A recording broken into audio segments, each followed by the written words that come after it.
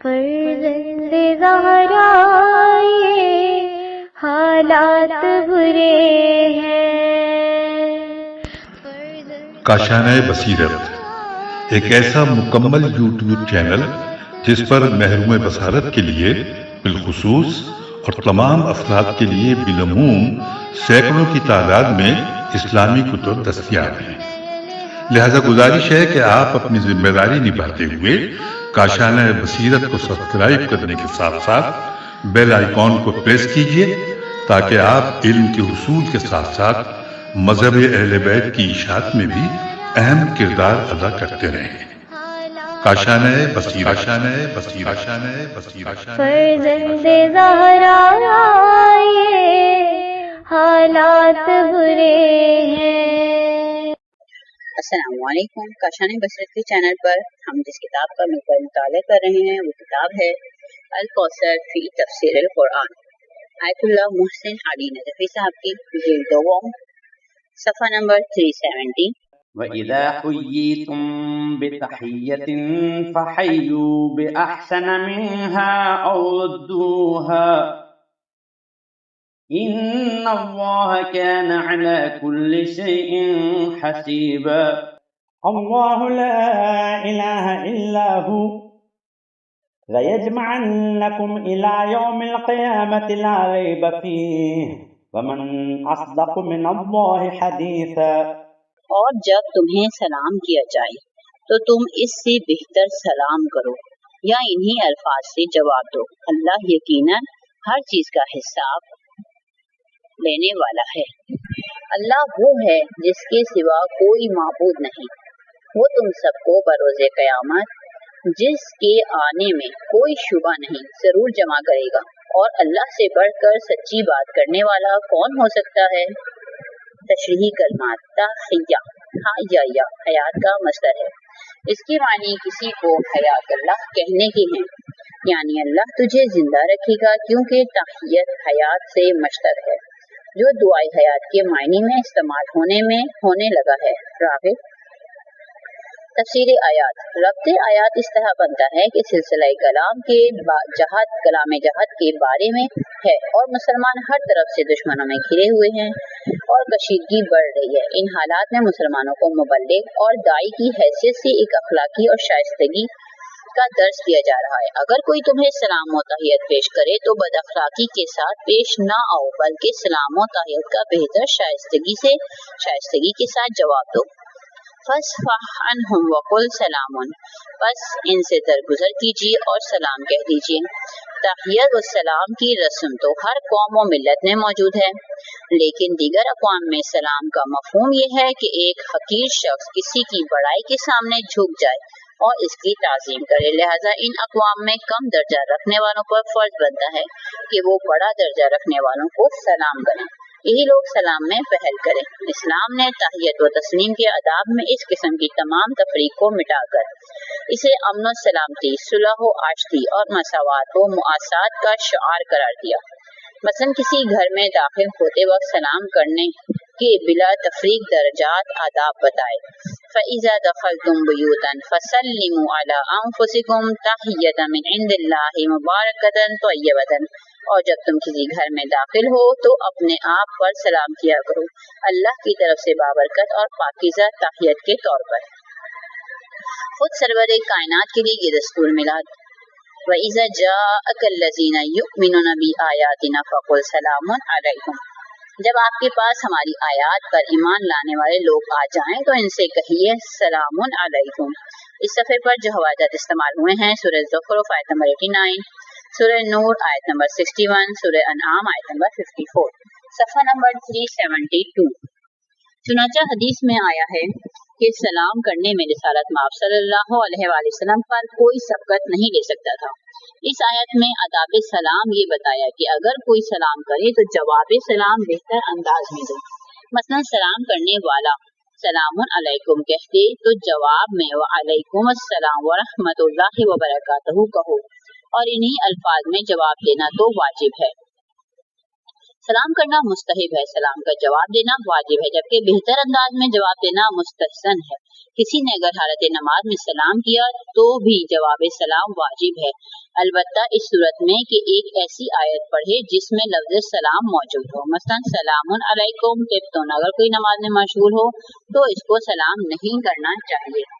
حدیث، رسول خدا صلی اللہ علیہ وسلم نے فرمایا السلام تطوع ورد فریضہ، سلام کرنا مستحب ہے اور جواب واجب ہے۔ امام جعفر صادق علیہ السلام نے فرمایا یسلم الصغیر علی الکبیر والمال علی القاعد والقلیل علی الکثیر، چھوٹے بڑوں کو، راہگیر بیٹھے ہوئے لوگوں کو اور تھوڑے زیادہ لوگوں کو سلام کریں۔ دوسری روایت میں یسلم الراکب علی الماشی والماشی علی القاعد واذا لقیت جماعۃ سلم الاقل علی الاکثر واذا لقی الواحد جماعۃ سلم الواحد علی الجماعہ، سوار پیدل کو، چلنے والا بیٹھے ہوئے کو، اگر ایک جماعت دوسری جماعت سے ملاقات کرے تو تھوڑے زیادہ کو اور ایک شخص جماعت کو سلام کرے۔ امام جعفر صادق علیہ السلام سے ایک روایت میں ہے للمسلم علی اخیہ من الحق ان یسلم علیہ اذا لقیہ ویعود اذا مرض وینصح له اذا غاب ویسمته اذا عطس یقول الحمد للہ رب العالمین لا شریک له ویقول له یرحمک اللہ۔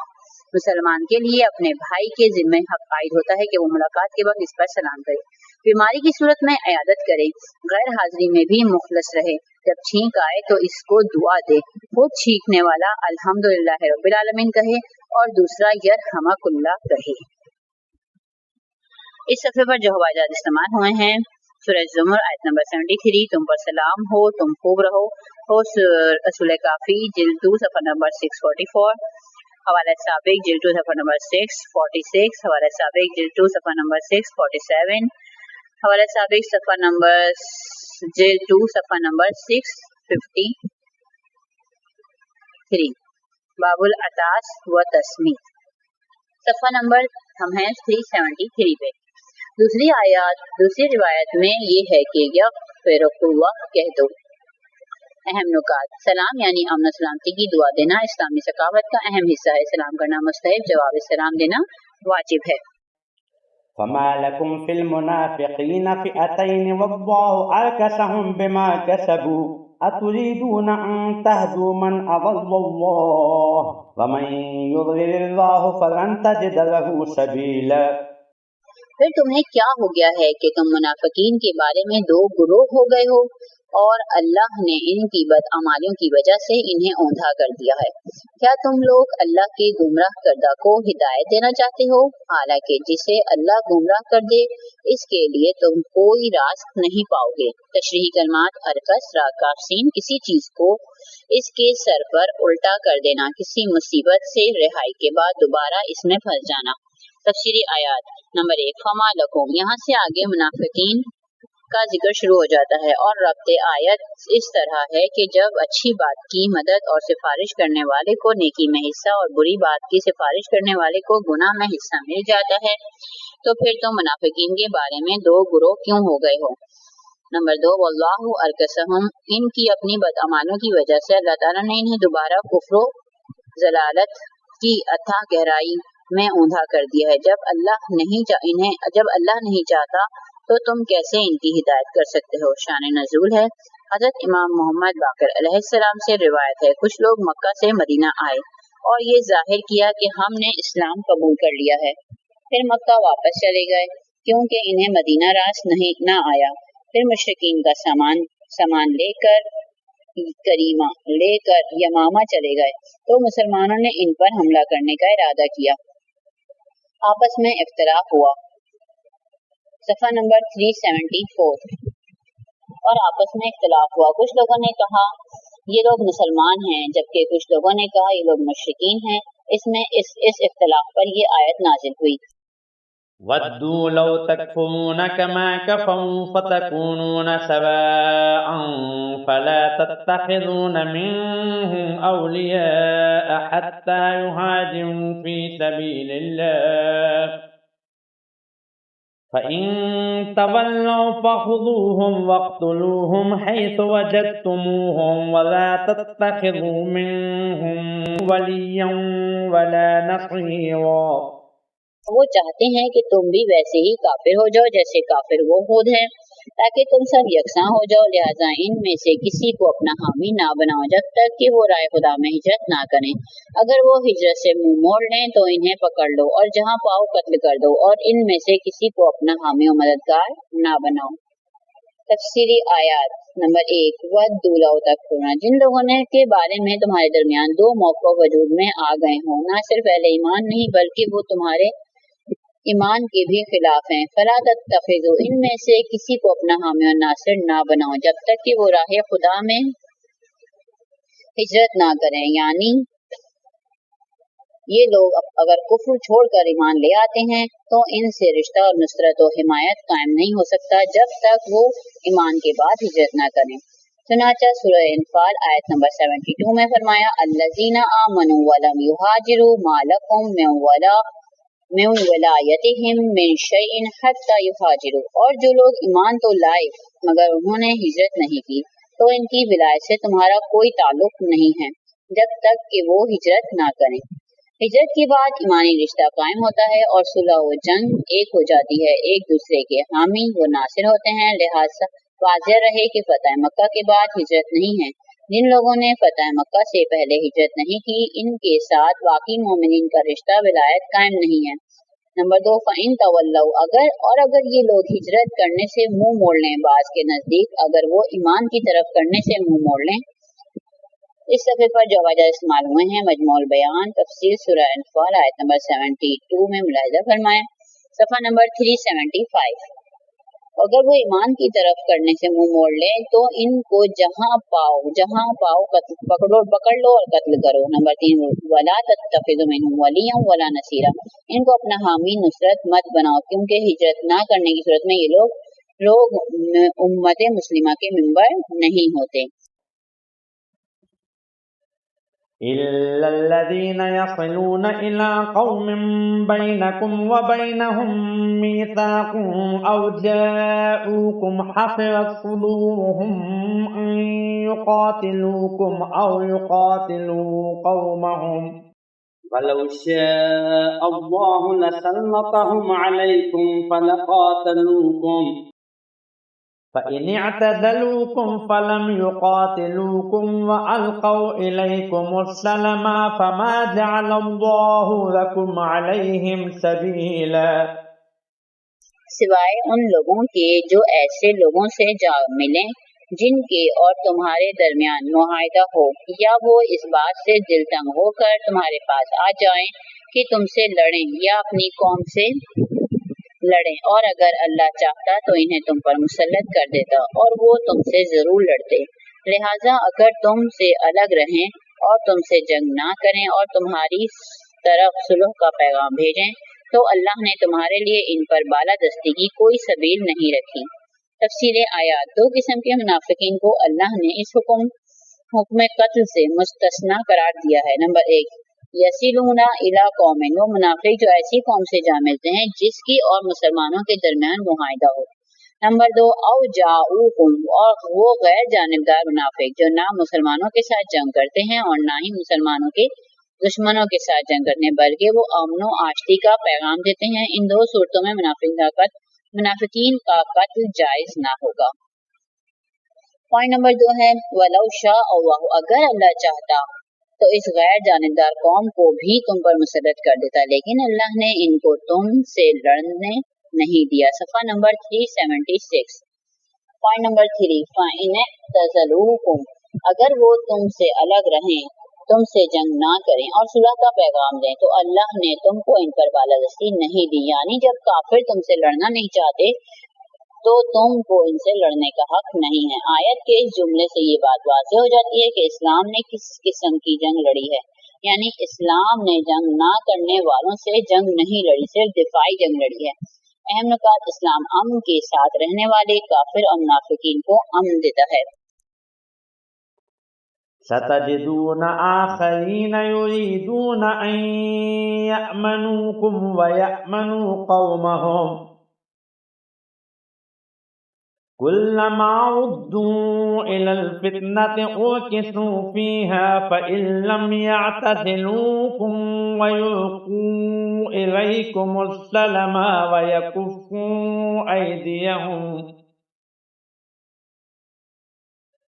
ويكفوا أيديهم فخذوهم واقتلوهم حيث ثقفتموهم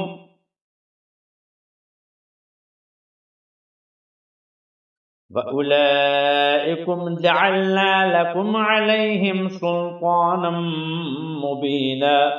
عنقریب تم دوسری قسم کے ایسے منافق لوگوں کو پاؤ گے جو تم سے بھی امن میں رہنا چاہتے ہیں اور اپنی قوم سے بھی امن میں رہنا چاہتے ہیں، لیکن اگر فتنہ انگیزی کا موقع ملے تو اس میں اوندھے منہ کو کود پڑتے ہیں۔ ایسے لوگ اگر تم سے لوگوں سے جنگ کرنے سے باز نہ آئیں اور تمہاری طرف صلح کا پیغام نہ دیں اور دسترازی سے بھی باز نہ آئیں تو جہاں کہیں وہ ملیں انہیں پکڑو اور قتل کرو، اور ان پر ہم نے تمہیں واضح بالادستی دی ہے۔ تشریح کلمات اور کی سورہ کا قسم کسی چیز کو اس کے سر پر الٹا کر دینا۔ تفسیر آیات ستجدون آخرین، دوسری قسم کے منافقین بھی ملیں گے۔ یہ منافقین بظاہر سابقہ منافقین کی طرح لگتے ہیں، وہ اظہار تو یہ کرتے ہیں کہ ہم امن چاہتے ہیں، لیکن ان کا ارادہ امن کا نہیں، بلکہ اس آیت میں ایسے موقع پرست گروہ کی نشاندہی ہے کہ مسلمانوں سے لڑنا ان کے مفاد میں نہیں ہے تو وہ نہیں لڑتے۔ صفحہ نمبر 377، پوائنٹ نمبر 2، کلما ردوا الی الفتنۃ، لیکن اگر موقع ہاتھ آ جائے تو جنگ میں اوندھے منہ کود جاتے ہیں۔ یہ لوگ پہلے مذکورہ منافقین کی طرح غیر جانبدار نہیں ہیں، وہ تم سے جنگ کرنے کے لیے موقع کی تلاش میں ہوتے ہیں، لہذا ان کو جہاں پاؤ قتل کر دو۔ نمبر 3 پوائنٹ ہے فَإِن لَّمْ يَعْتَزِلُوكُمْ، یعنی یہ لوگ اگر تم سے الگ نہ رہیں، يُلْقُوا إِلَيْكُمُ السَّلَمَ، اور صلح کا پیغام نہ دیں، وَيَكُفُّوا أَيْدِيَهُمْ، اور دسترازی سے باز نہ آئیں، فَخُذُوهُمْ، ان کو گرفتار کرو، وَاقْتُلُوهُمْ، اور ان کو قتل کر دو۔ دیکھیے اسلامی جنگوں کی نوعیت واضح ہو کر سامنے آ جاتی ہے کہ اگر کافر اور مشرک مسلمانوں کے در پہ ہوں، صلح نہ چاہتے ہوں اور دسترازی کرنے سے بھی باز نہ آئیں تو اس آتش فتنے کو بجھا دو۔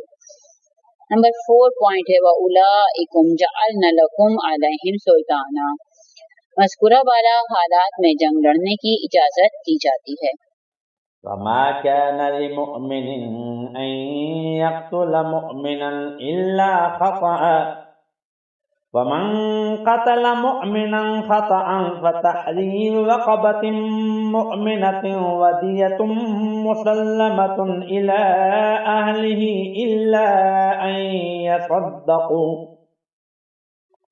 فَإِن كَانَ مِنْ قَوْمٍ عَدُوٍّ لَكُمْ وَهُوَ مُؤْمِنٌ فَتَحْرِيرُ رَقَبَةٍ مُؤْمِنَةٍ وَإِن كَانَ مِنْ قَوْمٍ بَيْنَكُمْ وَبَيْنَهُمْ مِيثَاقٌ فَدِيَةٌ مُسَلَّمَةٌ إِلَى أَهْلِهِ وَتَحْرِيرُ رَقَبَةٍ مُؤْمِنَةٍ فمن لم يجد فصيام شهرين متتابعين توبة من الله وكان الله عليما حكيما۔ اور کسی مومن کو یہ حق نہیں کہ وہ کسی دوسرے مومن کو قتل کر دے مگر غلطی سے، اور جو شخص کسی مومن کو غلطی سے قتل کر دے وہ ایک مومن غلام آزاد کر دے اور مقتول کے ورثہ کو خون بہا ادا کرے، مگر یہ کہ وہ معاف کر دیں۔ بس اگر وہ مومن مقتول تمہاری دشمن قوم سے تھا تو قاتل ایک مومن غلام آزاد کرے، اور اگر وہ مقتول ایسی قوم سے تعلق رکھتا تھا جس کے ساتھ تمہارا معاہدہ ہو تو اس کے ورثہ کو خون بہا دیا جائے، ایک غلام آزاد کیا جائے، اور جسے غلام میسر نہیں وہ 2 ماہ متواتر روزے رکھے۔ یہ ہے اللہ کی طرف سے توبہ، اور اللہ بڑا علم والا حکمت والا ہے۔ صفحہ نمبر 378۔ تشریحی کلمات خطأ حمزہ غلطی، یہاں خطا سے مراد غیر ارادی غلطی ہے کیونکہ اس کے مقابلے میں عمدن کا لفظ آیا ہے۔ تفسیر آیات، اس آیت شریفہ میں درج ذیل تعلیمات کا بیان ہے۔ ما کانا للمؤمن، مومن جب ایمان کے دائرے میں داخل ہو جاتا ہے تو اپنے برادر مومن کا قتل جائز نہیں، البتہ یہ قتل اگر غیر ارادی طور پر غلطی سے سرزد ہوا ہو تو اس کا حکم درجہ ذیل صورتوں میں ہوگا۔ نمبر 1، وَمَنْ قَتَلَ مُؤْمِنًا خطأ، اگر یہ قتل غیر ارادی طور پر غلطی سے ہوا تو ایک مومن کو غلامی سے آزاد کرنا ہوگا اور دیت یعنی خون بہا ادا کرنا ہوگا۔ ہاں، اگر وارث معاف کر دیں تو دیت دینا واجب ہے۔ نمبر 2، فَإِنْ كَانَ مِنْ قَوْمٍ عَدُوٍّ لَكُمْ، اگر یہ مقتول کسی دشمن اسلام یعنی کافر قوم کا ایک مومن فرد تھا تو مومن غلام آزاد کرنا واجب ہے مگر دیت دینا واجب ہے، کیونکہ دیت یعنی خون بہا وارث کو دینا ہوتا ہے، یہاں وارث کافر ہے اور کافر مومن کا وارث نہیں بن سکتا۔ نمبر 3، وَإِنْ كَانَ مِنْ قَوْمٍ بَيْنَكُمْ وَبَيْنَهُمْ مِيثَاقٌ فَدِيَّةٌ، اگر مقتول اس قوم کا فرد ہو جس کے ساتھ مسلمانوں کا معاہدہ ہے تو اس صورت میں غلام آزاد کرنا ہوگا اور خون بہا بھی دینا ہوگا۔ واضح رہے یہاں خون بہا کی مقدار وہی ہوگی جو معاہدے میں طے ہے۔ نمبر 4 پوائنٹ ہے، جو غلام آزاد کرنے پر قادر نہ ہو وہ 2 ماہ بلا فاصلہ روزے رکھے۔ خلاصہ یہ ہے کہ قتل کی 3 قسمیں بنتی ہیں۔ نمبر 1، قتل عمدن، جان بوجھ کر مومن کی جان لینا، اس کی سزا آخرت میں جہنم اور دنیا میں قصاص یا دیت ہے۔ نمبر 2، شبہ عمدن ضرب، تو مثلاً جان بوجھ کر لگائی مگر قتل کرنے کا ارادہ نہیں تھا اور وہ اسی ضرب سے اتفاقاً مر گیا، اس کی سزا دیت ہے اور قصاص نہیں، اور دیت بھی خود قاتل ادا کرے۔ نمبر 3، قتل خطا، قتل خطا، قتل کا ارادہ قطعاً نہیں تھا، اچانک زد میں آ گیا اور قتل ہو گیا، اس کی سزا بھی دیت ہے مگر دیت قاتل کے باپ کے قرابتداروں کے ذمہ آئے گی کہ وہ ادا کرے۔ ومن يقتل مؤمنا متعمدا فجزاؤه جهنم خالدا فيها وغضب الله عليه ولعنه وأعد له عذابا عظيما، اور جو شخص کسی مومن کو عمدن قتل کر دے تو اس کی سزا جہنم ہے، صفحہ نمبر 379، جس میں وہ ہمیشہ رہے گا اور اس پر اللہ کا غضب اور اس کی لعنت ہوگی، اور ایسے شخص کے لیے اس نے ایک بڑا عذاب تیار کر رکھا ہے۔ تفسیر آیات، کسی مومن کو جان بوجھ کر جان سے مار دینے کی 2 صورتیں ہیں۔ نمبر 1، اگر مومن ہونے کی وجہ سے اس کا خون حلال سمجھ کر قتل کرتا ہے تو اس صورت میں قاتل ہمیشہ جہنم میں رہے گا، اس پر خدا کا عذاب غضب ہوگا اور اس کی رحمت سے بھی دور ہوگا اور اس کی توبہ قبول نہیں ہوگی، جیسا کہ ہمارے زمانے 1425 ہجری میں کچھ نام نہاد مسلمان شیعوں کو شیعہ ہونے کے جرم میں قتل کر رہے ہیں اور یہ خیال کرتے ہیں کہ اس سے ان کو جنت ملے گی۔ نمبر 2، قتل کا محرک مقتول کا مومن ہونا نہ ہو اور نہ ہی اسے جائز القتل اور اس کا خون حلال سمجھ کر قتل کیا ہو، تو اس صورت میں کیا اس قاتل کی توبہ قبول ہوگی یا نہیں؟ چند اقوال ہیں۔ اہل تحقیق کے نزدیک اس کی توبہ قابل قبول ہے، کیونکہ اللہ تعالیٰ ارشاد فرماتا ہے ان اللہ لا یغفر ان یشرک بہ ویغفر ما دون ذلک لمن یشاء، اللہ اس بات کو یقیناً معاف نہیں کرتا کہ اس کے ساتھ کسی کو شریک ٹھہرایا جائے، اور اس کے علاوہ دیگر گناہوں کو جس کے بارے میں وہ چاہے گا معاف کر دے گا۔ دوسری جگہ ارشاد فرمایا ان اللہ یغفر الذنوب جميعا، یقیناً اللہ تمام گناہوں کو معاف فرماتا ہے۔ ممکن ہے کہ یہ آیات مذکورہ آیت کے لیے مقید ثابت ہوں اور یہ گناہ قابل توبہ و مغفرت ہو۔ حضرت امام جعفر صادق علیہ السلام سے روایت ہے، اللہ کے لیے زمین میں چند ایک حرمتیں ہیں، کتاب اللہ کی حرمت، رسول اللہ کی حرمت، اہل البیت کی حرمت، کعبے کی حرمت، مسلمان کی حرمت، مسلمان کی حرمت، مسلمان کی حرمت 3 بار دہرایا۔ اہم نکات، ایمان کے جرم میں مومن کے قتل سے قاتل ابدی جہنمی بن جاتا ہے۔ اس صفحے پر جو حوالات استعمال ہوئے ہیں، سورہ نساء آیت نمبر 48، سورہ زمر آیت نمبر 53 اور الحوازی المومن صفحہ نمبر 73۔ يا أيها الذين آمنوا إذا ضربتم في سبيل الله فتبينوا ولا تقولوا لمن ألقى إليكم السلام لست مؤمنا تبتغون عرض الحياة الدنيا فعند الله مغانم كثيرة كذلك كنتم من قبل فمن الله عليكم فتبينوا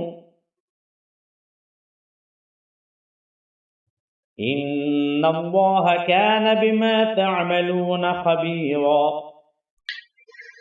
اے ایمان والوں، جب تم راہ خدا میں جہاد کے لیے نکلو تو تحقیق سے کام لیا کرو، اور جو شخص تمہیں سلام کرے اسے یہ نہ کہو کہ تم مومن نہیں ہو، تم دنیاوی مفاد کے طالب ہو، جبکہ اللہ کے پاس غنیمتیں بہت ہیں۔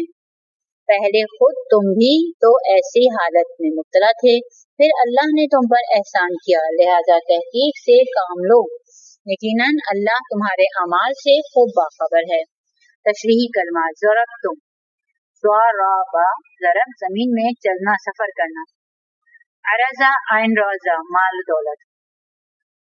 تفسیر آیات: اس آیت کی شان نزول میں روایت ہے کہ رسول خدا صلی اللہ علیہ وآلہ وسلم نے جہاد کے لیے ایک چھوٹے سے لشکر کو روانہ کیا۔ لشکر والوں نے ایک شخص کو دیکھا، اس کے پاس کافی مال ہے، اس مال کے لالچ میں اسے قتل کرنا چاہا۔ اس نے اسلام کی اسلامی رسم بھی ادا کی اور کلمہ بھی زبان پر جاری کیا، لیکن مسلمانوں نے پھر بھی اسے قتل کر دیا۔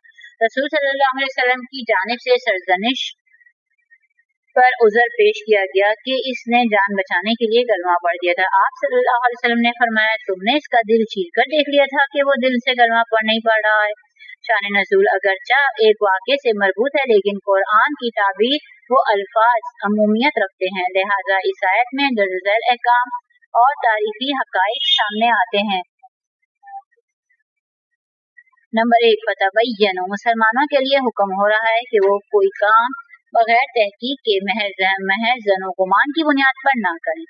سفر کا ذکر اس لیے کیا کہ دوسرے علاقوں میں انسان زیادہ تحقیق کی ضرورت محسوس کرتا ہے، ورنہ اپنے علاقے میں تو سب کی حقیقت حال عموماً سب کو علم ہوتا ہے۔ اس کا یہ مطلب ہرگز نہیں کہ غیر سفر میں تحقیق کی ہمیشہ ضرورت نہیں ہوتی۔ فتبینوا کے حکم میں ان لوگوں کے لیے لمحہ فکریہ ہے جو شیعوں کے عقائد و نظریات پر تحقیق کیے بغیر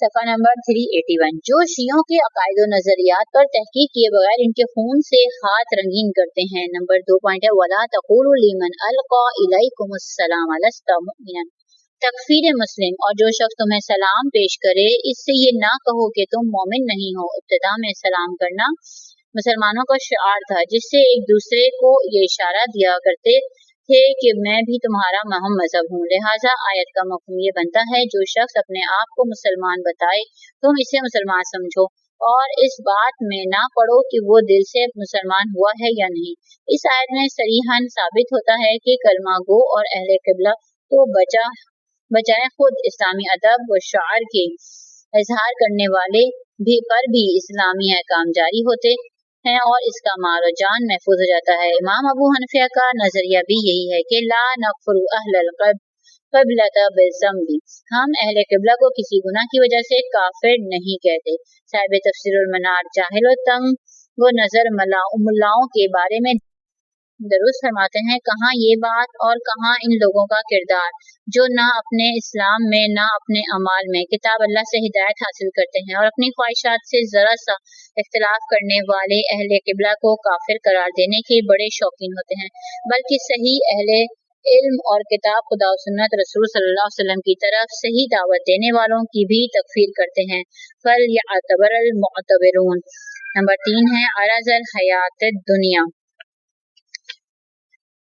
دنیاوی مفاد۔ اس آیت شریفہ میں تکفیر مسلم کے پیچھے محرک دنیاوی مفاد کو قرار دیا ہے، یعنی لوگ اہل قبلہ کو اس لیے کافر قرار دیتے ہیں کہ اسے قتل کر کے اس کے مال پر قبضہ کیا جائے یا اس تکفیری عمل سے عوام کی توجہ اپنی طرف مبذول کرائی جائے۔ نمبر 4 پوائنٹ ہے فَعِندَ اللَّهِ مَغَانِمُ كَثِيرَةٌ، اللہ کے پاس غنیمتیں بہت ہیں کا مفہوم یہ ہے کہ دنیاوی مفاد اٹھانے والوں کو اللہ کے پاس موجود غنائم سے محروم ہونا پڑے گا۔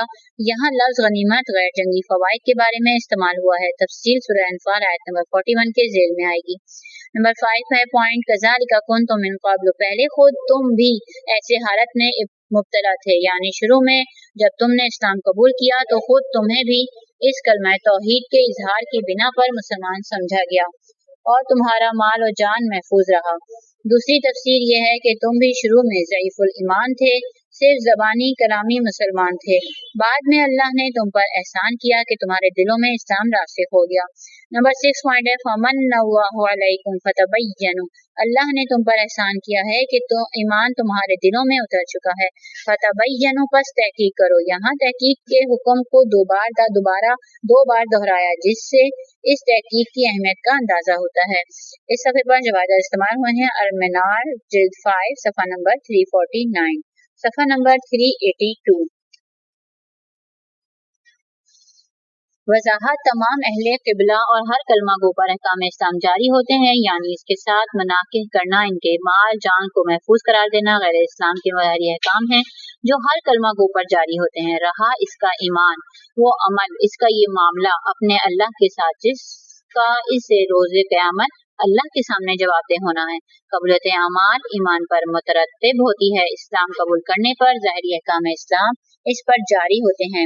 अहम नुकात, सिर्फ अकायद नहीं, इस्लामी शआइर का इजहार करने वाले को भी काफिर नहीं कह सकते।